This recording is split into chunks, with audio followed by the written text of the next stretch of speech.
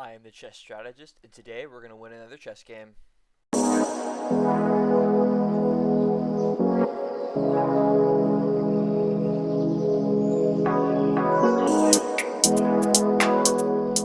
everybody, welcome back to the channel. We had a really interesting game yesterday in the London system where we played the King's Indian defense against the London, and we ended up winning. We ended up winning a piece, and it was a clean conversion from there, and it was a really interesting game. So I'm hoping that we can get another interesting game today. We're going to continue with this 10 plus 5 rapid format, and I think that gives us enough time to go over the moves at the end as well. So let's just get right into it, guys. And our opponents have been getting better. They've been playing very well. And I'm not super confident that we'll win every game, but we're going to do our best. So let's get into it. I'm going to play e4. We start with the white pieces, of course.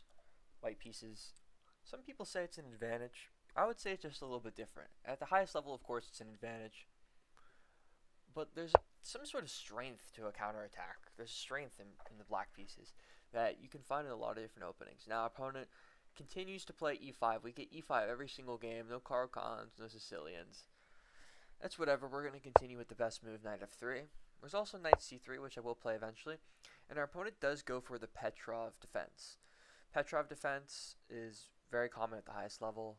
Very interesting positional games and very equal games. Black gets a lot of equality, but not a lot of winning chances. So what I like to do in this position is take the pawn on e5. And opponents have different strategies to respond to this. There's taking, which is somewhat dubious. That's an interesting move. I've never seen that one before. This move, bishop to c5, runs into a few different problems. The first one is just simple response, pawn to d4. Pawn to d4, which rather oddly just allows us to get another pawn in the center with little to no counterplay for black. So we're going to play this move, pawn to d4, almost immediately, threatening the bishop. And our opponent decides to retreat his bishop. Very common move. And here we have a lot of tantalizing options. First of all, our knight is stable in the center. It's going to eventually be knocked out. But we have a lot of options. We can play a move like a4, threatening to trap the bishop. We have also another move, just bishop c4, creating an attack on the pawn here. And that pawn is just not really very easy to defend.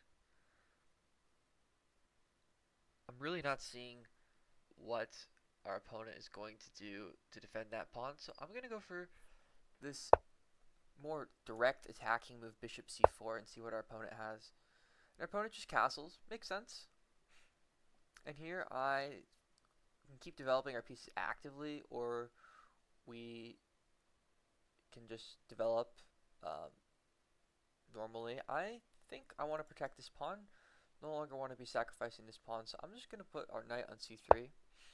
Square where it usually goes. And opponent decides to knock away our knight, and we are going to drop our knight back to f3.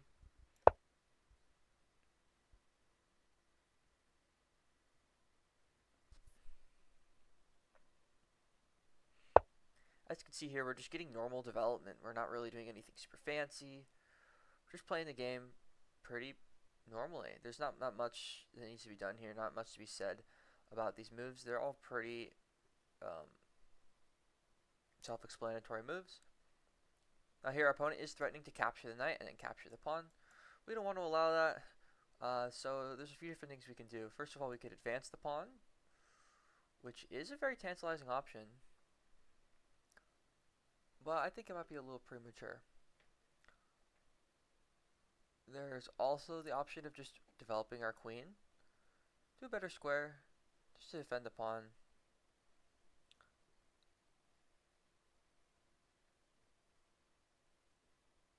But you know what? I'm thinking we can advance the pawn. Let's strike in the center while we have the opportunity to.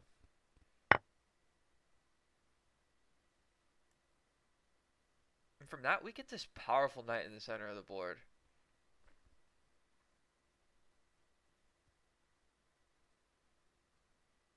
This knight is really just restricting our opponent, controlling a lot of squares, teaming up with our bishop, making it impossible for him to develop his rook.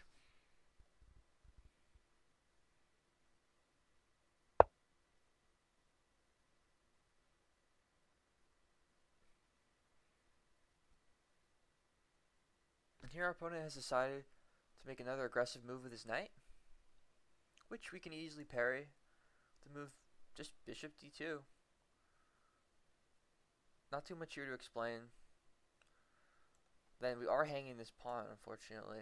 So we have to come up with a different solution. I'm thinking this move... We have to come up with a different solution.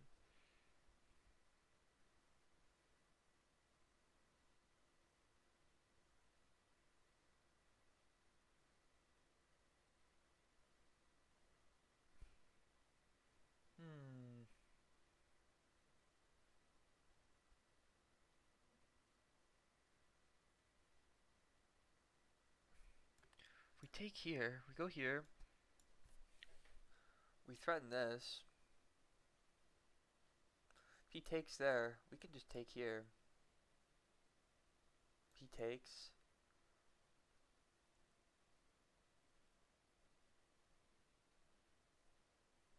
He takes here. We take.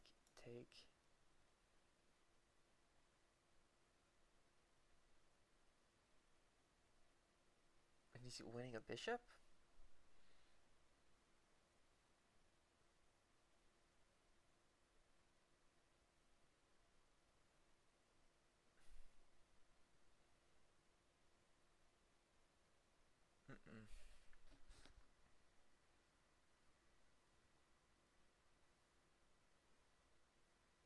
Now I'm looking at it, just castling is probably our best move here. Just castle, sack a pawn. Pawn's not too big of a deal. Keep all of our advantages in the position. And our opponent goes for the pawn. We develop our rook to an open file immediately, discouraging the development of his bishop. We're going to be able to regain this bishop eventually.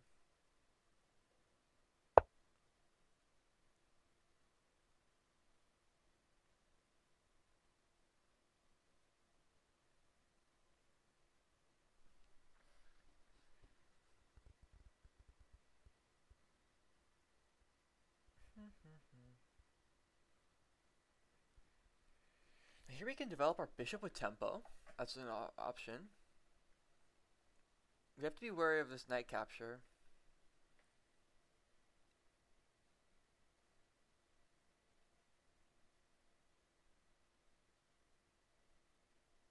Let's develop the bishop with tempo. I'm not afraid of the exchange here.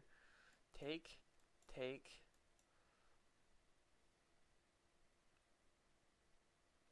We just have strong active pieces.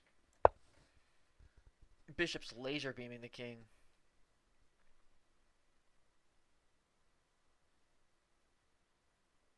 I mean, these bishops are just so powerful.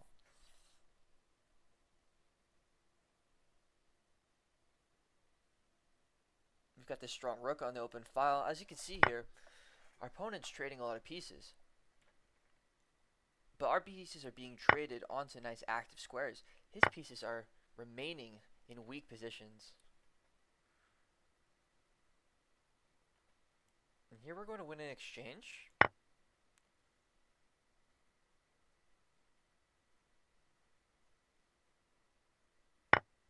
He takes with the queen.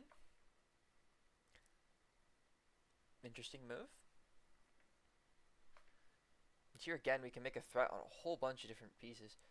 I'm liking this move, queen d5, just centralizing the queen, attacking all sorts of weak pawns in the position.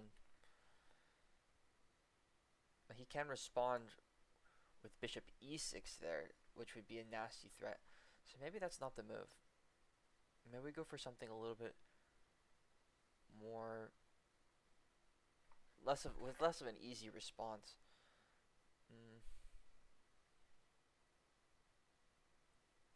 Well, first thing we can do is just develop our rook. Our rook is not in the game. We can develop our rook with tempo. We can just develop it with tempo and see how that goes.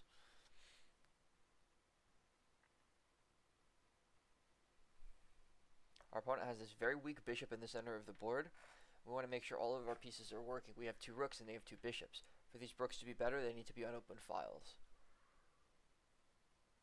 So yeah, we get our other rook to the open file, and now look, we have all of our pieces playing in the game. Our queen's controlling a file, our rook is controlling the other file, and this half open file is being controlled by our rook, discouraging the development of their bishop. So here, what we've done is we've traded the advantage of 2 bishops for an extra rook and a pawn, but we've gained all of these active pieces. We have so many active pieces. Makes it very difficult for our opponent to play the game.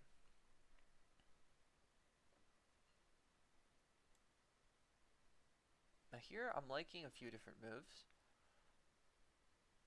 I like this move queen h5, the idea of eventually creating a checkmate idea over here. Just getting our queen to a very active square over here on the side of the board. A queen is often well placed on the sides of the board. So let's just go with that. See if our opponent makes a weakening pawn move in response. We're also attacking this pawn here if this queen is to move. So his queen is being heavily restricted by this move, being constrained to have to defend this weak pawn, which cannot advance because of his bishop's placement. His bishop's placement restricts that pawn, and it makes it incredibly weak. And here our opponent has developed his bishop, but forgotten about this pawn that is now left hanging. Now, is that pawn worth going for? Well, as we can see here, this pawn, there's really no downside to taking it. Is there any move he could play with tempo that could interrupt our plans here? I don't know. If we took here, is there any sort of queen move that's annoying? There's no queen move that attacks our hanging pieces, really. Feels like to me we can get away with taking this pawn. So we're going to go for this pawn. As we're going to see here, this c7 pawn is going to be weak as a result. He's going to have to find a way to defend it. As you can see here, we've got this rook on the 7th rank, and if this pawn disappears and this bishop moves, this pawn is going to become even more of a liability, as it just cannot be defended by enough pieces. He's going to have to trade his bishop off, and as soon as we start trading pieces into a rook endgame, rooks prevail in the endgame. If you have a rook versus a piece in the endgame, and there's pawns left on the board, generally you're going to be having a good time.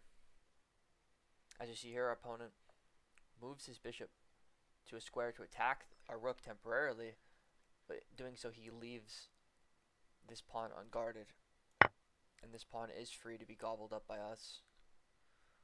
We capture the pawn, we're making a threat on the bishop, we're making a threat on the pawn, and there's too many threats in this position. It's beginning to become unbearable for our opponent.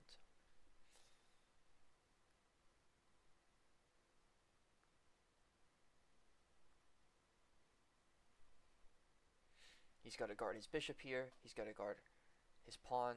There's not too many moves he can do that. The only move I can think of is this really weird move, and our opponent just can't take it, the pressure, and he resigns. So we get a pretty clean game here. Our opponent sort of got himself in a conundrum by losing exchange, and we ended up developing our pieces pretty actively, and he wasn't able to maintain the pressure for very long. So let's see the analysis board. Let's see how it went. Very quick game, 19 moves. And we're going to do a little bit more deep analysis because this wasn't as long of a game. And we're just going to see... Let's do a little bit of the theory, actually. I'll tell you guys a little bit of the theory of the Petrov. Now, there's a few different ways to play the Petrov's defense as white. Of course, the Petrov defense starts when your opponent plays knight f6 after you've just played knight f3. And it's sometimes called the symmetrical defense or the Russian game. There's a few different ways to call it. But there's a lot of different moves in this position. d4 is another alternative. That's the more modern way to play it. But we played the traditional knight takes e5. And the main move for a very long time, and still is the main move, is d6, knocking away the knight, and then your opponent is allowed to capture here as a response after you've played d6.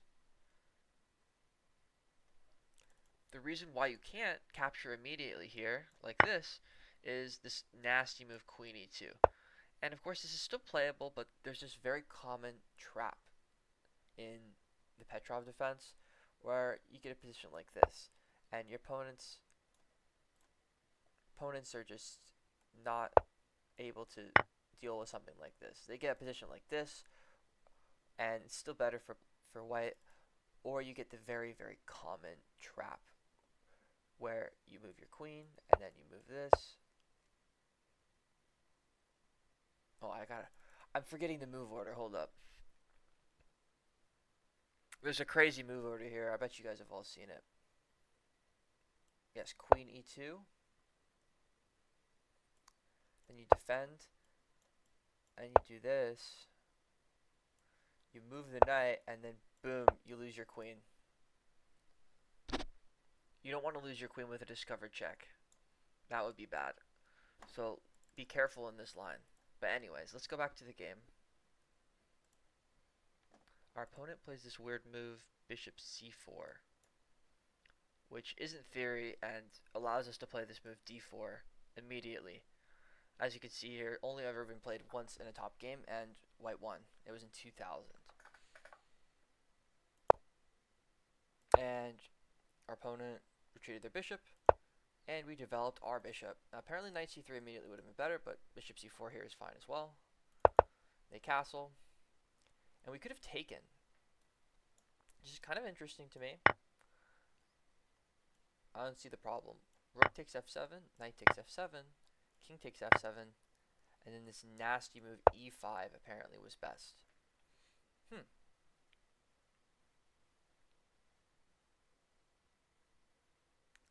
And I'm not starting to understand. Let's see, what if we just moved our knight to retreat? We get this queen h5 move, okay? g6, queen takes a7. Got you. So the problem here is this king is just too vulnerable to this square, this diagonal as well, and this file. There's too much here for the king, and there's tactics brewing. So this would be a combination that a computer would find really easily. It would be difficult to find. You could probably find it in an overboard game, but usually this idea of sacrificing a knight and a bishop for a rook and a pawn is not usually good. But it only works because of this tactic specifically. But anyways, we go on, we develop our pieces normally. These are some moves that just about anyone could make, and it wouldn't be too difficult. Now, our opponent here had the center fork trick, which I did see, but I didn't think it was better for black, and the computer says, yeah, it's not better for black. The center fork trick is, of course, taking the pawn in the center of the board and then playing d5 or e5, depending on the side of the board you're on. And usually it leads to an equal trade or going up a pawn, but there's some sort of positional concession. Here, there is a positional concession in that you take, white still has the pawn in the center, white still has two developed knights, and black is severely underdeveloped. And this bishop is kind of going to be trapped out of the game as soon as white plays c3 and you have this strong d4 pawn. So it wouldn't have been great for black to play this, but it would have been better than what they did for sure. So we pulled our knight back, and our opponent played this odd move, bishop to a5, sorry, which does start to create some pressure on this knight. And as you can see here, their plan is, of course, to go after the e4 pawn a little bit more indirectly and slower than the computer wanted them to. But we advanced, which is one of the best moves. And our opponent traded, and we took with the knight. Taking with the knight, it's a good square for the knight. Centralized, controlling a lot of squares. And also, it's hard for it to knock away, because that's the only pawn that can knock it away, and it's being pinned. So he's going to have to move his king, and he also has to move his knight. So he's going to move his king and his knight, and then he can move his pawn to knock away this knight. So this knight's going to be here for a while. He interrupts his knight to the center of the board, and we just castle, which was the best move according to the computer, just castling. Here our opponent's making a lot of moves with the same pieces just to get a pawn, but we don't care about a pawn. A pawn is not that big of a deal when our opponent is so underdeveloped. This bishop underdeveloped, this knight underdeveloped, and that is the story of this game. We used all of our turns to develop our pieces actively to the best squares possible, and our opponent used a lot of his turns to try to get favorable piece trades and win material. Now, our opponent didn't even end up material, but what happened was his pieces were so underdeveloped that once all the pieces were traded off the board, we were left with strong active pieces, and he was left with nothing. He didn't have any strong pieces. his bishops were not on strong diagonals. So he trades all his pieces here. He goes for the pawn. We just move our rook so it's not under attack. And he develops his knight, trying to trade off our strong knight in the center. And here we developed our bishop. We made a mistake. Apparently this exchange, knight takes, pawn takes, and then trading queens would have led to a completely equal position. Which I didn't anticipate this would be equal. I thought we'd have some sort of advantage with these strong bishops and two strong rooks on open files. I think this position practically is very difficult to play for black because he's got this rook this bishop that's very vulnerable to any rook lift, and we're going to gain a lot of tempo. This bishop is going to have a hard time developing because it has to defend this pawn, and we're really just going to have a great time here. So I think this position is much easier to play for white. The computer says it is equal though. So what happened was we took, and he took the pawn. He was really greedy with the pawn. We decided to take the exchange. Apparently we could have played this interesting move. Bishop takes f7, where the best move is king takes f7, and only move because if he takes with the rook, then this queen is vulnerable, and we get checkmated too. So yeah, that would have been kind of crazy.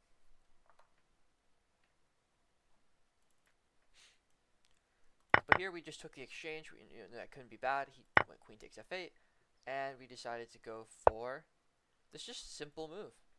Just develop your rook. Rook e1. Develop your rook to an open file.